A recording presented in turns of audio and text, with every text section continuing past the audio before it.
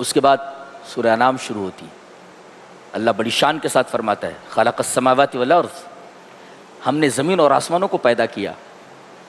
Edison نے خالی bulb بنا دیا، شور ہو گیا، بلب بنا دیا، بلب بنا دیا. اور معلوم ہے وہ کہاں پیدا ہوا، اس کا نام کیا تھا، اس کی ماں کا نام کیا تھا، کیسے اس نے بنایا. کوئی آوشکار کرتا کوئی سائنٹسٹ تو باقاعدہ اس کا نام بتایا جاتا ہے، آوشکار کیا. اللہ فرما رہا ہے خلق السماوات والارض، جب ہم بنا رہے تھے تو کوئی نہیں تھا. کسی نے پیدا کیا ہو تو آگے آئے نا. خاموشی ہے، اس کا مطلب زمین اور آسمانوں کو بنانے والا اللہ ہے. ایک بڑی گہری بات بولوں، متوجہ ہیں؟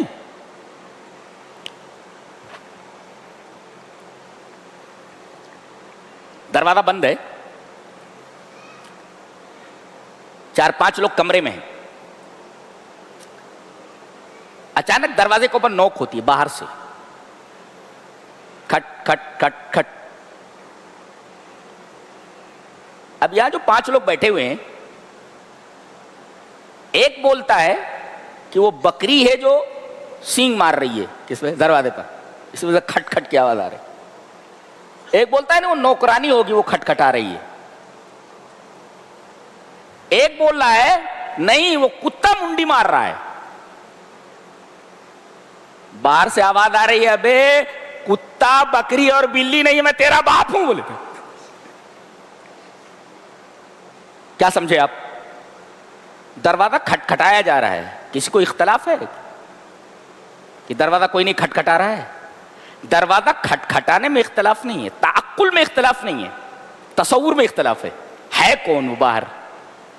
کوئی ہے، یہ تو سبھی لوگ کہہ رہے ہیں دروازہ بند ہے، مگر دروازے پر نوکنگ اس بات کی دلیل ہے کہ دروازے کے باہر کوئی ہے. اس سے کسی کو اختلاف نہیں ہے. تعقل میں اختلاف نہیں، عقل کہہ رہی کہ باہر کوئی ہے، لیکن تصور میں اختلاف ہے، صورت میں اختلاف ہے. کوئی کہتا بکری ہے، کوئی کہتا یہ ہے، کوئی کہتا وہ ہے. اب اگر باہر سے کہہ دے میں تیرا باپ ہوں تو اس کی بات مانی جائے گی کہ نہیں؟ تو اللہ تبارک تعالیٰ اس کائنات کے باہر ہے اور یہ ساری چیزیں بتا رہی ہیں کہ اس کا بنانے والا کوئی ہے، اور بنانے والا بول رہا ہے میں نے بنایا ہے. تو مانو گے کہ نہیں؟ مانو گے نہیں تو باپ بولے گا میں تیرا باپ ہوں، بولے تب جوتے مارتا ہوں، نہیں مانتا. تو خلق السماوات والارض. اور جب آدمی گھر بناتا ہے تو اس میں لائٹنگ بھی کرتا ہے نا، اور کبھی کبھی لائٹ بجھا دی جاتی ہے. لائٹ کب بجھائی جاتی ہے؟ جب آدمی آرام کرنے کے لیے تیار ہوتا ہے، اور کبھی کبھی ضرورت پڑتی ہے روشنی کی، پڑھنے کے لیے. ایسا ہے اللہ فرما رہا ہے میں نے تاریکیاں اور نور، روشنی اور تاریکی دونوں بنایا ہے. ایڈیسن نے بنا دیا لائٹ تو کہتے ہیں کہ ارے بنا دیا بنا دیا بنا دیا، ہنگامہ ہو گیا. اور یہاں اللہ فرما رہا ہے وجعل الظلمات والنور، یہاں کوئی پڑھنے کے لیے تیار نہیں ہے. اور وہ تو چھوٹی سی ایک لائٹ ہے جو ایک خاص جگہ پر اجالا دے رہی ہے، اور سورج تو پوری دنیا کے اندر اجالا دے رہا ہے. اس پر کسی کو تعجب نہیں اور حیرت کی بات نہیں ہے، اس پر کوئی ہنگامہ نہیں ہے. اللہ فرما رہی ہے میں نے بنایا ہے. وجعل الظلمات والنور. اور جال کا مطلب جانتے ہو کیا ہوتا ہے؟ ایک ہوتا ہے تخلیق، پیدا کرنا، اور ایک ہوتا ہے جال. ایک ہے یہاں کہا کہ خلق السماوات والارض، زمین اور آسمان کو پیدا کیا، یعنی پہلے نہیں تھے، بنایا. وجعل الظلمات والنور، اور تاریکی اور روشنی کو بنایا. سماوات اور ارض کے لیے خلق، اور روشنی اور تاریکی کے لیے جال. جال کا مطلب کیا ہوتا ہے؟ انشاء الشیء من شیء، ایک شے سے دوسری شے کو نکالنا. آپ دیکھیں جب رات اور دن، رات میں تاریکی ہوتی ہے، دن میں روشنی ہوتی ہے، ایک دوسرے کے تعاقب میں، ایک دوسرے کی چیسنگ میں، چیس کر رہے، یعنی دن چیس کر رہا ہے، پیچھے جا رہا ہے رات کے، اور رات پیچھے جا رہی ہے دن کے. اس چیسنگ میں دیکھو تو ایسا لگے گا جیسے ایک چیز دوسری کے اندر داخل ہو رہی ہو. تو انشاء الشیء من شیء، ایک چیز سے پیدا ہو رہی ہے. کیا کتاب ہے. اچھا یہ تو پیدا کر دیا ہم نے. اللہ فرما رہا ہے تم کو کس نے پیدا کیا؟ یہ تو زمین اور آسمان ہے، روشنی اور تاریکی. تم کو هو الذی خلقکم من طین، ہم نے تم کو پیدا کیا ہے. کوئی بولے کہ تم کو کس نے پیدا کیا ہے؟ اللہ فرما رہا ہے نا میں نے تم کو پیدا کیا. اور کس چیز سے؟ مادہ بھی بتا دیا، من طین، مٹی سے پیدا کیا ہے. اچھا تم زندگی بھر یہ رہو گے؟ نہیں، ثم قضا اجلا، ایک خاص وقت تک 60-65 سال، اس کے بعد finish, the story is going to finish، come here، ادھر آؤ، ثم قضا اجلا، تمہاری مدت مقرر کر دی ہے، 1 منٹ ادھر نہیں، 1 منٹ، 1 سیکنڈ ادھر نہیں، 1 سیکنڈ ادھر نہیں، وہ اجل مسمى، ارے تمہاری مدت تو میں نے مقرر کر دی، اس کائنات کی مدت میں نے مقرر کر دی ہے۔ ایک مولوی صاحب سے پوچھا گیا دنیا کی عمر کیا ہے؟ دنیا کی عمر کیا ہے؟ مفسر قرآن مولانا عبد القیوم صاحب دودھونیا مجھے بہت محبت کرتے تھے مجھ سے قرآن کے بارے میں، ایک دفعہ بولے، میں چھوٹا سا تھا تو تقریر سننے کے لیے بیٹھا ہوا تھا، میں کہا کہ تو بول، میں تیری تقریر سننا چاہتا ہوں، مجھے یاد ہے، اور فریڈم فائٹر تھے وہ، فریڈم فائٹر، تو ان سے پوچھا گیا کہ دنیا کی عمر کیا ہے؟ بولے 2 آیت تھے خالی، دنیا کی عمر 2 آیت، الحمدللہ رب العالمین الرحمن الرحیم، تیسرے مالک یوم الدین، چلو یہاں جہاں بدلے کا دن ہے حاضر ہو جاؤ۔ تو دنیا کی عمر کل کتنی ہے؟ بولے 2 آیت، الحمدللہ رب العالمین اور الرحمن الرحیم، اور تیسرے نمبر پہ تو پہنچنا ہے مالک یوم الدین، اللہ حساب لینے والا ہے۔ کیسی بڑی بات کہی، اتنی بڑی بات۔ تو تمہاری تخلیق میں نے کی، تم کو بنایا مٹی سے، اور پھر تمہاری مدت مقرر کی، پھر تمہاری ہی نہیں اس کائنات کی مقرر کر دیے، ایک دن اس کائنات کو ہم فنا کر دیں، جس طرح تم کو ہم موت دیتے ہیں ایسے اس کائنات کو ہم مار دیں گے، پوری کائنات، پوری یونیورس کو ہم مار دیں گے۔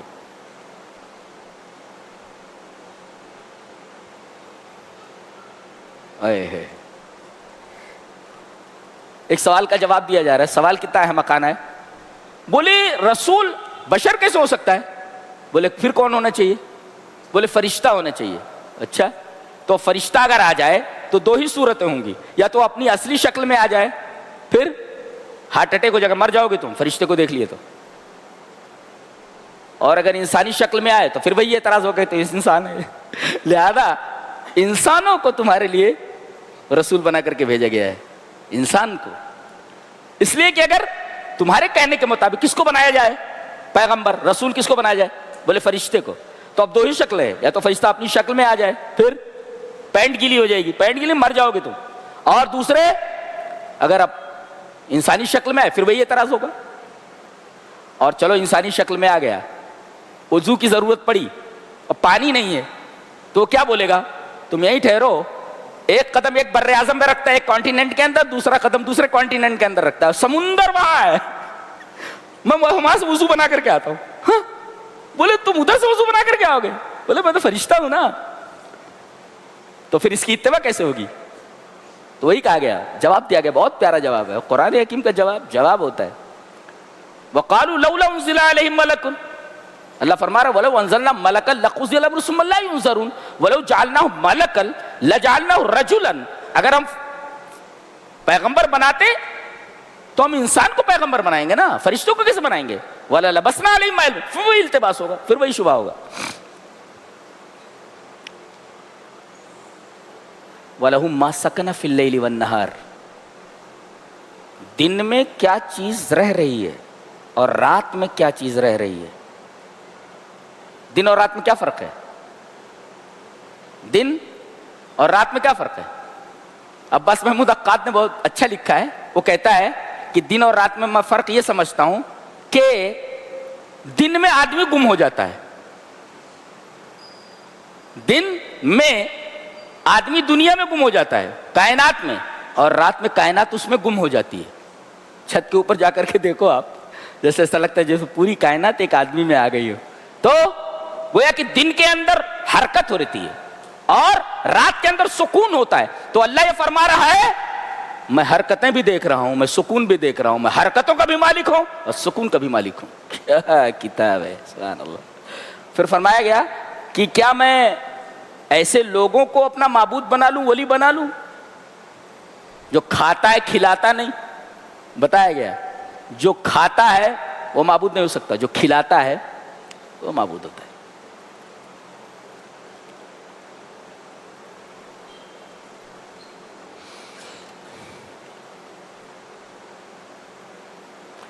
ٹائم سے گزر جاتا ہے کیا بیان کرنا کیا چھوڑنا, میں حیرت زدہ رہتا ہوں. کیا کیا بات. فلما نسوا ما ذکروا بہ فتحنا, جب آدمی غلط راستے پر چل پڑتا ہے تو اللہ کیا کرتا ہے, اس کو دولت دیتا ہے, لے لے لے. فتحنا علیہم ابواب کل شیء, دولت ایک دروازے سے نہیں 10 دروازے سے آتی ہے.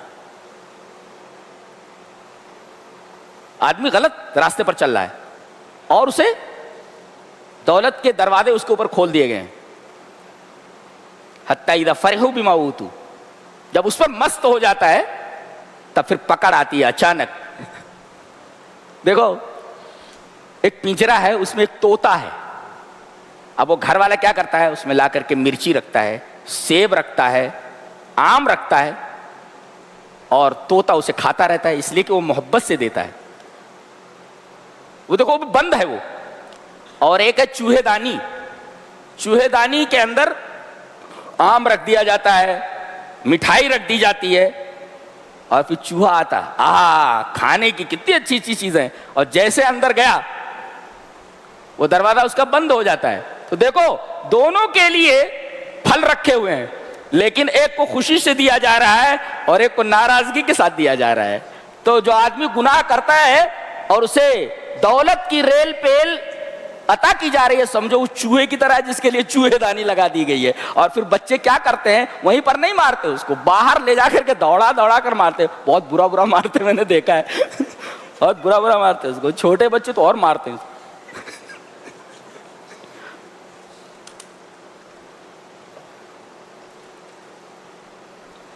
اس پر ایک مفسر تفسیرہ کرتا ہے, الدنیا بلا دین استدراج یتلوہ عقوبۃ, اگر دنیا بغیر دین کے مل رہی ہے تو یہ ڈھیل ہے, یہ اس کے بعد عذاب آنے ہی والا ہے, حالت خراب کر دی ہے. اس پر تفسیرہ ہے ایک مفسر کا.